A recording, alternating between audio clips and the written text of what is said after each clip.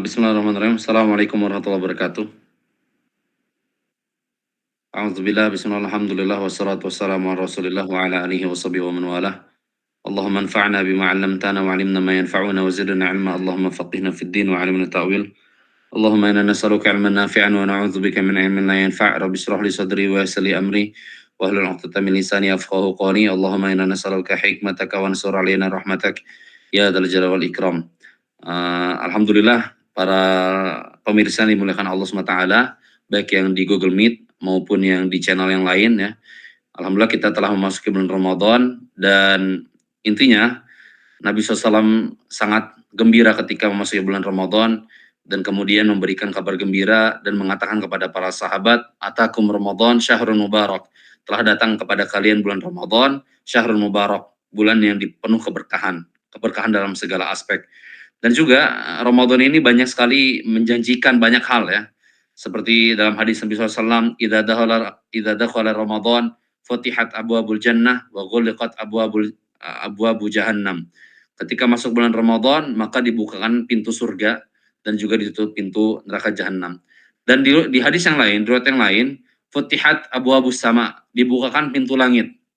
Maksudnya gimana? Ketika pintu langit dibuka, maka di bulan Ramadan ini sangat mudah sekali amalan seseorang untuk diterima di sisi Allah SWT. Kemudian doa-doa mudah sekali dikabulkan ya. Di hadis yang lain, futihat abwabur rahmah, telah dibuka pintu rahmat. Maksudnya apa? Rahmat sangat mudah sekali turun di bulan Ramadan. Dan terlebih lagi tadi sebagaimana hadis yang pertama kali disampaikan, futihat abwabul jannah, dibukakan pintu surga sehingga mudah sekali seseorang masuk surga di bulan Ramadan. Dan banyak sekali keutamaan-keutamaan bulan Ramadan jamaah sekalian ya. Contohnya seperti amalan di bulan Ramadan itu dilipat gandakan baik secara kualitas maupun kuantitas. Di antaranya yang menjelaskan tentang hal tersebut, Nabi SAW bersabda, "Inna umratan fi Ramadan taqdi hajjatan aw hajjatan ma'i." Umroh di Ramadan itu seperti haji bersama diriku. Dan jelas umroh itu berbeda ya jamaah sekalian. Umroh itu hanya tawaf 7 keliling. Kemudian sa'i 7 kali ya, Safa Marwah, Safa Marwah, Safa Marwah, Safa Marwah, 7 kali ya, 7 kali putaran. Terus kemudian cukur rambut, itu hanya umroh hanya seperti itu. Ya mungkin bisa kita lakukan hanya sekitar sejam, 2 jam, 3 jam tergantung tergantung antri atau tidak ya ketika tawaf. Adapun haji jamaah sekalian, ketika malam ke-9 di 8 Zulhijjah, mabit di Mina. Terus kemudian besoknya wukuf di Arafah, tanggal 9 Zulhijjah. Ketika di 9 Zulhijjah malamnya, malam ke-10 mabit di Muzdalifah. Terus setelah di hari ke-10 ada 4 rukun haji, ada tawaf ifadah, ada menyembelih hadyu, terus kemudian ada lempar jumroh Aqabah 7 kerikil, terus juga ada cukur rambut. Terus setelah itu ada hari-hari tasyrik 11, 12, 13 Zulhijjah, ada lempar jumroh ya, 21 kerikil setiap hari. Luar biasa. Jadi haji itu sangat besar pahalanya, tapi di bulan Ramadan saking dilipat gandakannya amalan di bulan Ramadan, maka umroh di bulan Ramadan itu bisa seperti haji bersama Nabi SAW. Dan banyak sekali amalan-amalan lain contohnya, seperti Allah SWT berfirman dalam surat Al-Qadar, Lailatul Qadri khairum min alfi syahr. Malam Lailatul Qadar itu lebih baik dibandingkan 1000 bulan. Dan ini menunjukkan bahwasannya di bulan Ramadan itu sangat dilipat gandakan pahalanya. Di antaranya saum. Kullu amri ibni Adam yudha'af. Setiap amal ibnu Adam itu akan dilipat gandakan. Al hasanatu bi asyru amsalihha. Dan setiap 10 kebaikan itu, setiap dia melakukan satu kebaikan maka dia dilipat gandakan menjadi 10 minimal ila sab'ati mi'ati sampai 700 kali lipat. Qala Allah azza wa jalla illa saum, kecuali saum, fa innahu li wa ana ajzi bih.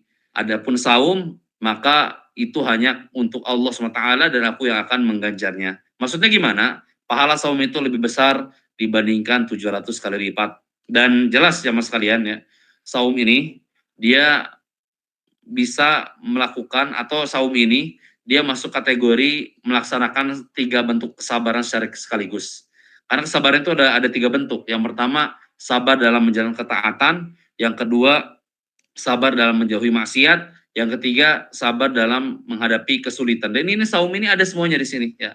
Dan Allah Subhanahu wa taala berfirman dalam Al-Qur'an, "Innama yuwaffas sabiruna ajrahum bighairi hisab." Sesungguhnya hanya sannya orang yang sabar itu akan dibalas dengan pahala yang tidak terhitung ya, unlimited. Dan jelas ketika kita saum kita berusaha untuk menjalankan ketaatan, ketika kita saum kita berusaha untuk menjauhi maksiat, dan yang ketiga ketika kita saum kita berusaha untuk sabar, menahan rasa lapar dan juga rasa panas ya. Dan banyak sekali keutamaan bulan Ramadan ya, diampunin dosa, man shoma Ramadan imanan wa ihtisaban ghufira lahu ma taqaddama min dzambi. Barang siapa yang saum Ramadan karena iman, karena mengharap pahala, maka diampuni dosanya. Terus juga di yang lain, man qoma Ramadan imanan wa ihtisaban, barang siapa yang sholat tarawih imanan wa ihtisaban, karena iman dan karena mengharap pahala, maka dia diampuni dosanya. Man qoma lailatul qadar, barang siapa yang menghidupkan 10 hari terakhir untuk beretikaf ya, imanan wa ihtisaban, mengharap pahala dan juga dia karena iman, ghufira lahu ma taqaddama min dzambi. Terus juga keutamaan Ramadan yang lain sebelum kita masuk ke pembahasan amalan-amalan Ramadan ya. Di bulan Ramadan itu, idza kanat awwalu lailatin min Ramadan, ketika malam pertama di Ramadan, sufidatis syayatin, maka setan itu dibelenggu. Setan itu dibelenggu. Dan di sini maknanya ada dua. Ada yang mengatakan semua setan itu dibelenggu ya. Ada juga wamaradatul jin, yang dibelenggu itu hanya setan-setan yang tinggi-tingginya ya. Jadi ini dibelenggu. Adapun setan-setan bawahannya prajuritnya maka tidak dibelenggu ya. Maka dari itu seseorang di Ramadan itu bisa berpotensi untuk melakukan maksiat ya. Ada dua sebab, karena dia imannya sangat lemah sehingga setan biasa pun dia bisa digoda, dan yang kedua bisa jadi dia sudah memiliki sifat buruk di dalam jiwanya, karena Allah SWT berfirman dalam surat Yusuf, inna nafsa la'ammaratun bisu illa ma rahima rabbi, bahwasannya nafsu itu selalu memerintahkan kepada keburukan ya. Makanya kita berdoa ketika kita doa ini ya, kita baca muqaddimah ya. Innal hamdalillah nahmaduhu wa nasta'inuhu wa nastaghfiruhu wa natubu ilaihi wa na'udzu billahi min syururi anfusina ya. Wa na'udzu billahi min syururi anfusina, dan kami meminta pertolongan kepada Allah min syururi anfusina, dari keburukan-keburukan jiwa kami ya. Nah, jadi sekali lagi tadi, jadi bisa jadi seseorang itu bisa masih melakukan maksiat ketika di Ramadan, ada dua faktor. Faktor pertama adalah eksternal, karena setan dibelenggu, namanya dibelenggu dia masih bisa berbicara ya, dan juga masih bisa berbicara, terus juga masih bisa ngegoda ya, walaupun dia dibelenggu. Intinya dia lebih sulit untuk melakukan godaan kepada manusia, tapi dia masih bisa gitu. Yang kedua tadi, bahwasanya ada faktor internal, dia nafsunya sudah lebih parah dibandingkan godaan setan ya. Dan di bulan Ramadan itu semua dibelenggu ya. Jadi kita berusaha kita bisa lebih mudah lagi dalam beramal. Wa ghuliqatil abwabun nar, dan juga pintu neraka ditutup. Maksudnya apa? Ya, betapa banyak orang yang bisa jadi dia aslinya di neraka, tapi masuk bulan Ramadan dia bertobat, dia dapat hidayah, akhirnya apa? Akhirnya dia bisa menjadi penghuni surga Allah Azza wa Jalla.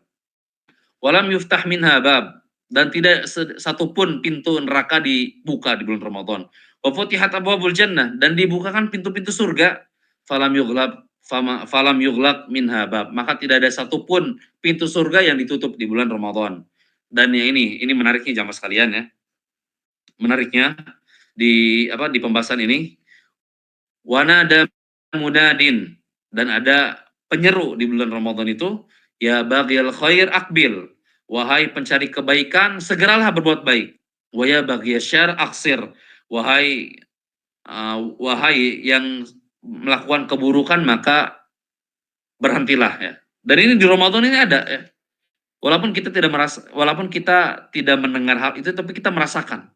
Di bulan Ramadan itu sangat mudah kita dalam melaksanakan ibadah, karena memang ada penyeru yang memerintahkan kita untuk melaksanakan ibadah ya, seperti itu. Terus juga di bulan Ramadan juga kita pasti maksiat itu pasti berkurang ya, pasti. Pasti. Karena kenapa? Karena memang ada penyeru ya, ada penyeru yang memerintahkan agar kita menjauhi maksiat. Ya, seperti itu ya. Dan jamaah sekalian ya, insya Allah pada kesempatan kali ini dan selama sepekan ke depan bismillah, dari hari Selasa, Rabu, Kamis, Jumat ya, kita akan membahas tentang 24 jam aktivitas di bulan Ramadan, dan ini adalah isinya amalan-amalan di bulan Ramadan bidznillahi taala. Adapun pekan depannya insyaallah mungkin kita bahas tentang surga, tentang keindahan surga atau tentang dahsyatnya neraka ya, atau bisa jadi kita bahas tentang perjalanan setelah kematian ya. Pokoknya intinya pekan ini pembahasan amalan Ramadan ini di pekan ini saja ya. Adapun di pekan depan kita ganti pembahasannya bidznillahi taala. Jadi ini buku bagus ya, Masya Allah. Ini buku ini sudah di-share ya di internet. Tapi tetap saja, walaupun sudah di-share di internet, kita tidak boleh memperjualbelikan buku ini. Ini buku sangat bagus ya. Buku ini adalah 24 jam di bulan Ramadan, dan penulisnya adalah Ustadz Muhammad Abdul Twasikal. Beliau adalah pengasuh pesantren Darus Solihin di Yogyakarta ya. Dan beliau sebenarnya kuliahnya umum ya dulu ya. S1-nya di Teknik Kimia, terus kemudian beliau lanjut di S2 di Saudi, dan ketika beliau lanjut S2 di Saudi, beliau juga belajar dengan para ulama ya, dengan para ulama Saudi, sehingga beliau bisa menjadi dai walaupun sebenarnya jurusan kuliahnya adalah jurusan umum ya, tapi beliau menjadi dai di Indonesia ini. Ya lumayan cukup terkenal ya beliau ya. Dan ini bukunya luar biasa bagus sekali. Jadi kita bisa beramal ya di bulan Ramadan tertata gitu, terstruktur dari subuh ngapain ya, terus setelah itu zuhur ngapain, setelah asar ngapain, setelah maghrib ngapain, setelah isya ngapain, sebelum sebelum tidur ngapain, itu ada semua di sini ya, luar biasa. Ada 111 halaman. Insya Allah kita selama 4 pertemuan kita akan bahas secara detail ya bidznillahi taala. Ya sekarang kita masuk ke daftar isi ya. Di sini ada 40 ya, ada 40 amalan dalam 24 jam. Kita akan bahas insya Allah sekitar 5 ya. Adapun sekarang kita bahas sedikit saja karena sudah tadi dipakai untuk mukadimah ya. Dan ini ada keutamaan juga di sini ya. Syahrul Ramadan alladzi unzila fihi al-Qur'an hudan lin-nasi wa bayyinatin minal huda wal furqan faman syahida minkum syahra falyasum. Ini Allah jelaskan tentang bulan Ramadan ya di dalam surat Al-Baqarah ayat 185. Ini bisa kita lewat ya. Dan juga jamaah sekalian ya, di sini ada ketentuan ya. Ibnu Taimiyah mengatakan, wajabat taqarrubu fil faraidi qabla nawafil wa taqarrubu bin nawafil innama yakunu taqarruban idza fu'ilatil faraid. Jadi, walaupun di sini banyak sekali amalan, tapi tetap saja amalan wajib itu lebih utama. Amalan wajib itu lebih utama. Makanya Ibnu Hajar Al-Asqalani rahimahullah taala pernah mengatakan, barang siapa yang dia tersibukkan oleh yang wajib sehingga dia tidak melakukan yang sunnah, maka dia diampuni. Sekali lagi, barang siapa yang dia tersibukkan oleh hal-hal yang wajib, tapi dia meninggalkan hal yang sunnah, maka dia diampuni. Ya. Ma'fu, tidak masalah. Ya. Dan masalahnya gimana? Kebalikannya. Barang siapa yang melaksanakan amalan sunnah, tapi dia meninggalkan hal yang wajib, maka dia maghrur, tertipu. Ya. Karena bagaimana? Karena intinya amalan yang lebih besar pahala itu adalah amalan wajib ya. Contoh misalkan raqatul fajr khairum minad dunya wa ma fiha. 2 rakaat sebelum subuh, maka dia pahalanya lebih baik dibandingkan dunia dan seisinya. Ini luar biasa ini. Ini masalah surga ya. Kita harus beriman kepada Allah SWT. Setiap kita melaksanakan sholat qobliyah, maka kita mendapatkan pahala seperti itu ya. Dan teringat dengan tafsir surat Al-Insan ya. Allah SWT berfirman dalam surat Al-Insan, "Idza ra'aita tsamma ra'aita na'iman wa mulkan kabira." Ketika engkau melihat surga, maka surga itu isinya dengan penuh kenikmatan dan juga kerajaan yang sangat besar ya. Nah, Ibnu Katsir rahimahullah taala menafsirkan ayat ini di surat Al-Insan yang menjelaskan tentang sifat surga. Bahwasannya ada orang yang ini di hadis Nabi SAW ya, anak ringkas ya karena hadisnya sangat panjang. Bahwasannya ada orang yang dia itu terakhir keluar dari neraka jahanam. Intinya orang Islam yang dia masih ada tauhid, masih ada keimanan di dalam hatinya, dia tidak berbuat syirik, maka insya Allah akan masuk surga. Walaupun bisa jadi karena saking banyaknya maksiat yang dia lakukan, maka dia masuk neraka terlebih dahulu. Wallahu alam, entah puluh ribuan tahun ya. Yang jelas neraka itu panasnya 70 kali lipat dibandingkan api di dunia ya, seperti itu. Nah ini orang dia terakhir keluar dari neraka dan terakhir masuk surga. Ini wallahu alam ya. Entah dia misalkan dia masuk Islam, dia nggak pernah dia masuk Islam terus dia bunuh orang, misalkan terus dia dibunuh lagi, wallahu alam ini. Intinya ini manusia paling bejat ya, salam semesta. Tapi dia masih Islam gitu. Nah, ketika dia keluar dari neraka jahanam, dia masuk surga, maka sebagaimana hadis Nabi SAW yang tadi disampaikan, bahwasanya dia mendapatkan surga yang kurang lebih dia 10 kali lipat dunia ya.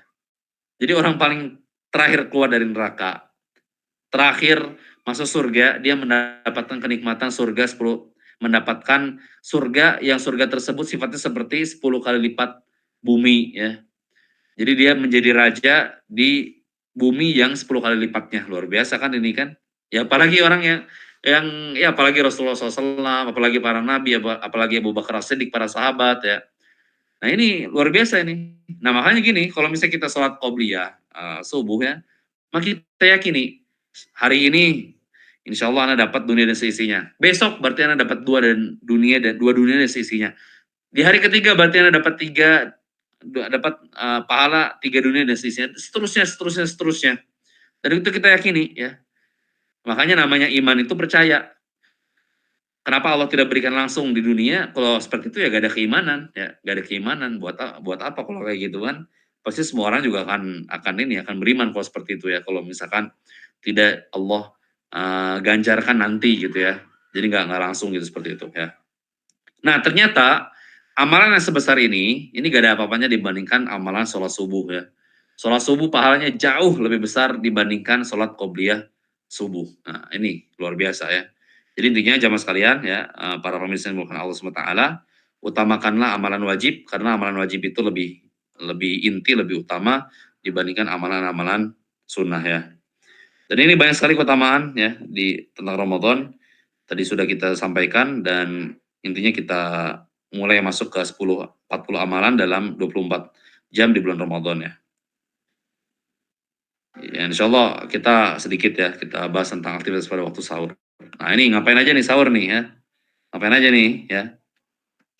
Pertama, bangun tidur untuk makan sahur dengan segera berzikir, berwudu dan sholat ya.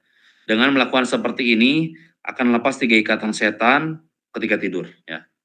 Nah jadi gini pemirsa dimulakan Allah SWT, intinya ketika kita tidur ini ada 3 ikatan setan ya.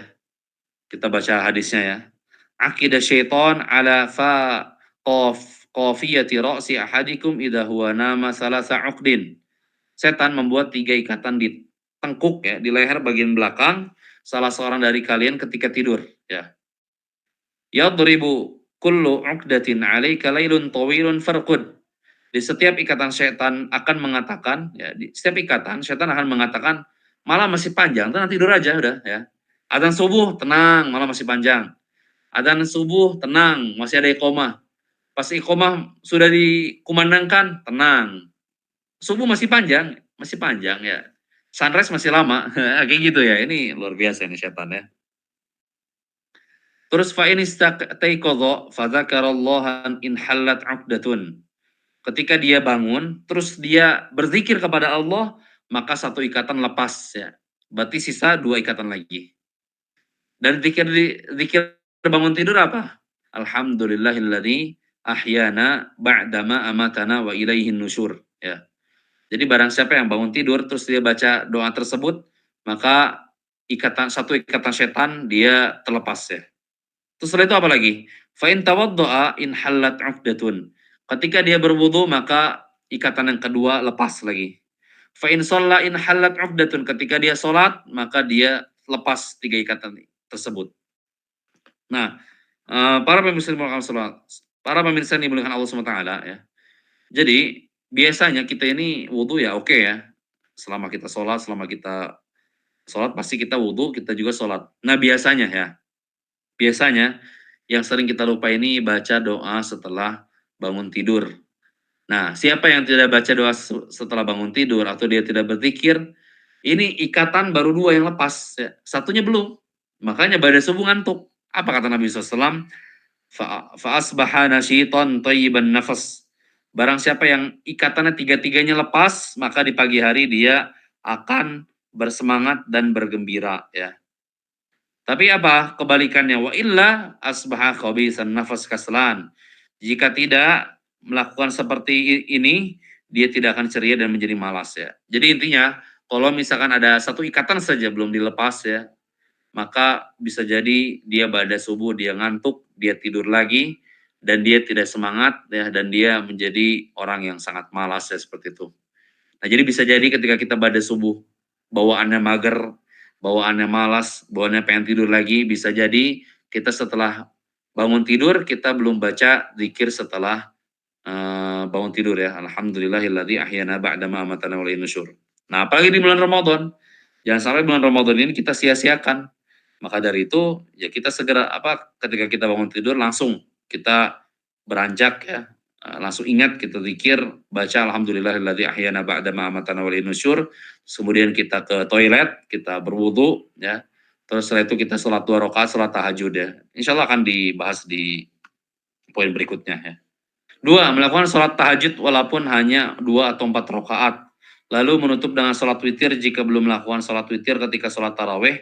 Jika sudah menutup witir pada sholat tarawih, maka tidak mengulangi witir karena tidak boleh ada 2 witir dalam satu malam. Ya, ini di sini ada perbedaan pendapat ya mengenai apakah sholat tarawih itu hanya dibolehkan 11 rakaat, tidak boleh lebih. Ini ada perbedaan pendapat ya. Wallahu alam, pendapat yang terkuat ya boleh ya. Karena ini hadisnya, sholatul lail masna masna. Salat malam itu 2 rakaat ya. Fa idza khasyiya ahadukum subh shalla raka'atan wahidah tutiru lahu ma qad shalla. Ketika sudah mendekati waktu subuh maka segera witir dengan ganjil ya. Boleh 1 rakaat, boleh 3 rakaat, boleh 5 rakaat, boleh ya lebih dari itu ya. Nah ini di sini menjelaskan bahwasannya ya intinya salat malam itu tidak terbatas rakaat ya. Adapun hadis Aisyah radhiyallahu anha yang melihat bahwasanya Nabi SAW salat 11 rakaat, ya mungkin ketika Rasulullah SAW sedang sholat di rumah Aisyah 11 rakaat gitu. Bisa jadi ketika di istri yang lain, kan beliau istrinya bukan cuma Aisyah radhiyallahu anha ya, ada istri yang lain, bisa jadi beliau melaksanakan sholat qiyamul lail itu lebih dari 11 rakaat ya, seperti itu ya. Dan para ulama berbeda pendapat dan pendapat yang terkuat boleh ya. Kita misalnya sholat 11 rakaat di masjid misalkan, terus atau misalnya kita sholat 23 rakaat di masjid, barang siapa yang ingin tambah lagi ketika tahajud itu lebih baik. Karena luar biasa, waktu tahajud itu luar biasa ya. Apa? Waktu tahajud itu luar biasa, apa luar biasanya? Karena intinya di waktu sepertiga malam terakhir ya, sepertiga malam terakhir itu ya berarti sekitar jam 2 malam sampai subuh ya, itu luar biasa. Doa dikabulkan. Karena kenapa? Karena Allah turun ke langit dunia untuk mengabulkan doa para hambanya ya. Nabi SAW bersabda, yanzilu Rabbuna tabaraka wa ta'ala kulla lailatin ila sama'id dunya. Rabb kita tabaraka wa ta'ala turun ke langit dunia ketika di sepertiga malam terakhir. Hina yabqa thuluthul lail al-akhir yaqulu may yad'uni fa astajibalah. Barang siapa yang berdoa kepadaku maka aku akan kabulkan. Man sa'alani fa'utiyahu. Barang siapa yang meminta kepadaku maka aku akan berikan ya. May yastaghfiruni fa'aghfiru lahu. Barang siapa yang bertobat kepadaku maka aku akan ampuni dosa-dosanya. Ya, luar biasa ini. Jadi jangan sampai ini bayangkan sepertiga malam terakhir ini adalah waktu terbaik ya, prime time-nya setiap hari gitu. Apalagi di bulan Ramadan ini luar biasa lebih lebih baik lagi ya. Nah, maka dari itu jadi kita ketika sahur itu kalau bisa ini ya memaksimalkan waktu. Jadi tidak hanya nonton TV misalkan atau tidak hanya scroll medsos atau misalkan kita di waktu sahur kita malah ketawa ke TV. Enggak, kita maksimalkan. Kita maksimalkan untuk sholat malam, sholat tahajud ya. Karena luar biasa, siapa yang berdoa di waktu tersebut maka insya Allah Allah akan kabulkan ya. Luar biasa ya. Terus setelah itu sahur ya, jangan lupa ya. Karena sahur ini kata Nabi SAW, tasaharu fa inna fis sahuri barakah. Sahurlah karena makanan sahur itu berkah. Makanya para pemirsa yang Allah Subhanahu wa taala, kenapa kita di bulan Ramadan itu lebih semangat dalam beribadah? Kita bisa menghatamkan Al-Quran. Di luar Ramadan kita sulit untuk menghatam Al-Quran. Kenapa? Salah satu faktornya karena kita memakan makanan yang sangat berkah, yaitu makanan sahur. Ya. Karena berkahnya makanan itu akan mempengaruhi kepada semangatnya ibadah seseorang ya. Jadi di antara efek dari makanan berkah itu adalah menyebabkan seseorang semangat dalam beribadah. Nah, siapa yang sahur, insya Allah Allah akan berkahi waktunya sehingga dia lebih semangat lagi dalam beribadah karena dia telah memakan makanan berkah. Di hadis yang lain ya, innallaha malaikatahu yusalluna 'alal mutasahhirin. Allah dan para malaikatnya bersolawat kepada orang yang sedang sahur, mendoakan kebaikan. Ya, luar biasa ini Allah dan malaikat mendoakan kebaikan kepada kita ya. Terus juga di antara yang sunnah juga ini tidak disebutkan di sini, kita kalau bisa sahur pakai kurma ya. Ya ada kurmanya gitu ya, bukan maksudnya kita makan kurma satu piring, bukan ya. Ada kurma yang kita makan. Karena Nabi SAW bersabda, "Ni'mas sahurul mu'min, ni'mas sahurul mu'min, ni'ma sahuril mu'min," ya, at-tamr. Sebaik-baik makanan sahur orang mukmin itu adalah kurma ya. Kita ikuti sunnah Nabi SAW. Oke. Jadi atau misalkan ada orang yang memang malas sahur ya. Ya bisa jadi kan. Dia nggak bisa sahur gitu. Ya minimal minum deh satu teguk gitu ya. Minimal kita minum satu teguk supaya kita dapat minuman berkah. Sehingga kita semangat dalam beribadah. Sehingga kita menyelisihi umat-umat yang lain ya. Seperti itu ya. Jadi berusaha untuk sahur. Kalau misalkan mager sahur, ya apa ini apa cukup minum ya nggak masalah. Yang penting kita sahur lah. Atau misalkan kita makan kurma 3, makan kurma 5, terus setelah itu kita minum ya. Bagi yang tidak biasa sahur ya seperti itu. Tapi jangan sampai ditinggalkan ini sahur, karena sahur ini sangat berkah ya. Oke, terus setelah itu ya, sambil menunggu adzan subuh, memperbanyak istighfar dan menyempatkan baca Al-Quran. Karena kenapa ya? Karena kenapa? Eh, Intinya Allah berfirman mensifati orang yang bertakwa dan juga mensifati ciri-ciri penghuni surga, wal mustaghfirina bil ashar. Mereka itu selalu meminta ampun atau sering meminta ampun ketika di waktu sahur, di waktu sepertiga malam yang terakhir ya. Kok bisa? Apa korelasinya istighfar dengan ini, dengan apa? Dengan penghuni surga. Jadi gini, orang yang bertakwa itu dia tidak pernah merasa puas dengan amalannya dan dia merasa kurang ya. Dia beristighfar kepada Allah karena sholatnya kurang khusyuk misalkan. Dia beristighfar kepada Allah karena dia baca Qurannya kurang banyak. Seharusnya dia bisa menghatamkan 10 kali di bulan Ramadan, dia hanya menghatamkan 2 kali misalkan. Dia beristighfar kepada Allah SWT ya. Apalagi kalau misalnya kita lihat para ulama seperti Imam Syafi'i ya, itu menghatam Quran di bulan Ramadan 60 kali. Berarti satu hari 2 kali khatam, 2 kali khatam, 2 kali khatam. Imam Abu Hanifah juga demikian ya. Imam Malik ya, demikian juga. Imam Qatadah ya, muridnya Ibnu Abbas radhiyallahu anhu, ketika beliau di hari biasa, beliau hatam Quran 7 hari hatam, 7 hari hatam. Ketika masuk bulan Ramadan 3 hari hatam, 3 hari hatam, 3 hari hatam. Ketika masuk 10 hari terakhir, maka 1 hari hatam, 1 hari hatam, 1 hari hatam. Insyaallah. Para ulama seperti itu ya. Jauh sekali kita dengan para ulama. Nah, orang bertakwa itu dia selalu beristighfar kepada Allah di waktu sahur ya. Karena kenapa? Karena merasa ibadahnya sangat kurang. Dan disitulah tingkat keimanan yang sangat tinggi kepada Allah SWT. Dia merasa ibadahnya selalu kurang dan dia selalu meminta ampun kepada Allah SWT karena kekurangannya dalam beribadahnya seperti itu. Dan ini jamaah sekalian ya, sahur itu disunahkan diakhirkan ya. Jadi kalau misalnya ada yang sahur jam 2 malam, ini bukan sahur ini. masih makan malam ini. Atau misalnya sahur jam 1 malam, ini gimana ini, sahur apaan ini? Jadi waktu sahur itu adalah waktu menjelang menjelang waktu subuh gitu. Ya misalkan sejam sebelum subuh ya, itu waktu sahur. Jadi sepertiga malam terakhir yang mepet ke subuh itu waktu sahur ya. Makanya Nabi SAW, Anas bin Malik radhiyallahu anhu meriwayatkan ya, anna Nabi SAW wa Zaid bin Thabit tasahharu falamma faragha min sahurihima qama Nabiyullahi alaihi salam ila shalah fa shalla. Jadi bahwasanya Nabi SAW bersama Zaid bin Sabit, mereka sahur ya. Dan ini dalil juga bahwasannya kita boleh sahur bersama, kita boleh ya. Ini dalil-dalil ini. Falamma faragha, ketika beres sahur, min sahurihima qama Nabiyullahi alaihi salam ila sholati fa shalla. Terus kemudian Nabi SAW berdiri dan beliau segera untuk sholat subuh ya. Qulna li Anasin kam kana baina faraghihima min sahurihima wa dukhulihima fi sholati qala ka qadri ma yaqra'u ar-rajulu khamsina ayah ya. Kami bertanya pada Anas tentang berapa lama antara selesainya makan sahur mereka berdua dan waktu melaksanakan sholat subuh. Anas menjawab yaitu sekitar membaca 50 ayat Al-Quran.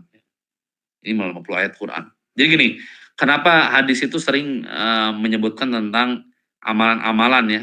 Karena pada saat itu belum ada jam. Jadi yang mereka tahu tuh, oh kalau baca 50 ayat Al-Quran itu segini gitu. Misalnya 10 menit ya. Atau misalkan ada di hadis yang lain seperti menyembelih unta atau kambing gitu. Oh, waktu menyembelih itu sekian menit ya, kayak gitu. Karena dulu belum ada jam ya. Nah ini 50 ayat Al-Quran itu ya kurang lebih sekitar 10 menit 15 menit ya. Jadi ini waktu sahur Nabi SAW itu sangat mepet ke subuh gitu. Jadi misal nih, sekarang kan kita subuh jam 4.40 ya. Kita subuh jam 4.40. Ya anggaplah kita makan sahur itu sekitar 20 menit misalkan. Kita makan sahur jam 4 ya, sampai jam 4.20. Nah setelah itu 20 menit itulah jarak 50 ayat gitu. Dan itulah biasanya di Indonesia dikatakan sebagai imsak ya. Kehati-hatian. Ya sebenarnya imsak itu ya memang ini sih, memang ada ya mungkin termotivasi dari hadis ini mungkin ya. Oh ya walaupun tetap ya seseorang masih boleh makan sampai adzan subuh ya. Cuman ini yang biasa dilakukan oleh Nabi SAW, biasanya jarak antara sahur menuju menuju sholat itu sekitar 50 ayat ya. Maksudnya apa? Maksudnya diakhirkan sahur itu, bukan disegerakan, misalnya sahur jam 2 malam ya. Setelah itu dia bangun pas adzan subuh, itu bisa jadi lapar lagi tuh. Lapar lagi. Salah satu hikmah kenapa sahur diakhirkan supaya kita lebih kuat di siang hari, supaya kita tidak mudah lapar di siang hari ya, seperti itu ya. Terus setelah dia sahur ya setelah itu dia sholat tahajud, setelah itu dia berdoa, sepertiga malam terakhir kan dikabulkan doanya ya. Terus setelah itu dia beristighfar sebagaimana tadi sudah disampaikan. Ya insya Allah sedikit lagi ya tentang waktu sahur. Insya Allah poin berikutnya kita akan bahas di besok malam ya bismillah ta'ala. Ya waktu makan sahur berakhir ketika adzan subuh berkumandang masuknya fajar subuh ya. Ya intinya kalau sudah adzan ya kita berhenti sahur ya, berhenti makan. Kalau misalnya pas adzan kita masih megang minuman ya kita boleh minum ya. Tapi setelah itu ya udah kita beres ya. Karena kalau masih meneruskan juga sudah azan masih meneruskan, khawatir nanti puasanya batal ya, seperti itu ya. Nah, di sini ada hadis-hadisnya ya, jelas ya insyaallah. Oke. Nomor 7, bagi yang berada dalam keadaan junub maka segera mandi wajib, maka dibolehkan masuk waktu subuh dalam keadaan junub dan tetap berpuasa ya. Termasuk juga masih boleh masuk waktu subuh dalam keadaan belum mandi suci dari haid ya. Intinya kalau misalkan ada ya suami istri yang berhubungan misalkan 5 menit sebelum azan ya, dia belum sempat mandi itu tidak masalah ya. Yang penting berhubungannya sebelum azan gitu. Tapi kalau misalkan dia sudah masuk waktu subuh terus dia statusnya masih junub itu tidak masalah ya. Tidak masalah, tidak membatalkan puasa, tapi mestinya dia segera mandi karena dia akan melaksanakan sholat subuh ya. Baik baik akhwat bagi para ibu-ibu ya, mandi segera karena sholat subuh tepat waktu itu lebih baik ya. Bagi para bapak-bapak, para pria ya segera mandi juga karena bentar lagi akan sholat subuh berjamaah ya, seperti itu. Hadisnya adalah qad kana Rasulullah SAW yudrikuhul fajar fi Ramadan wa huwa junubun min ghairi hulumin fayaktasilu wa yasum. Rasulullah SAW bersabda pernah menjumpai waktu fajar di bulan Ramadan dalam keadaan junub bukan karena mimpi basah. Kemudian beliau SAW mandi dan tetap berpuasa ya. Ya, hadis di atas berkuat lagi dengan ayat fal ana basyiruhunna wabtagu ma kataballahu lakum wa kulu washrabu hatta yatabayyana lakumul khaytul abyadu minal khaytil aswadi minal fajr tsumma atimus siyama ilal lail. Intinya sampai terbit benang putih, maksudnya fajar shadiq yaitu waktu subuh ya, seperti itu. Oke, alhamdulillah ya, itu yang bisa disampaikan. Kita sudah merampungkan pembahasan tentang amalan-amalan yang kita bisa lakukan ketika waktu sahur ya. Adapun pembahasan berikutnya, pembahasan tentang aktivitas pada waktu subuh ya, pada subuh ngapain aja, dan mestinya pada zuhur ya. Insya Allah kita bahas di pertemuan besok ya, biidznillah ta'ala ya. Itu yang bisa saya sampaikan ya, Allah ta'ala alam. Bagi para pemirsa yang menggunakan Allah SWT yang ingin buku ini, silakan bisa di-download di internet banyak ya. Yang penting tahu judulnya, ini di internet banyak, ini sudah disebarluaskan 24 jam bulan Ramadan ya. Dan penulisnya adalah Ustaz Muhammad Abdul Twasikal ya, hafizahullah ta'ala. Itu yang bisa saya sampaikan. Wallahu ta'ala alam. Wassallallahu ala nabiyina Muhammad wa ala alihi wa sahbihi wasallam. Subhanakallahumma bihamdika asyhadu an la ilaha illa ant wa astaghfiruka wa atubu ilaik. Assalamualaikum warahmatullahi wabarakatuh.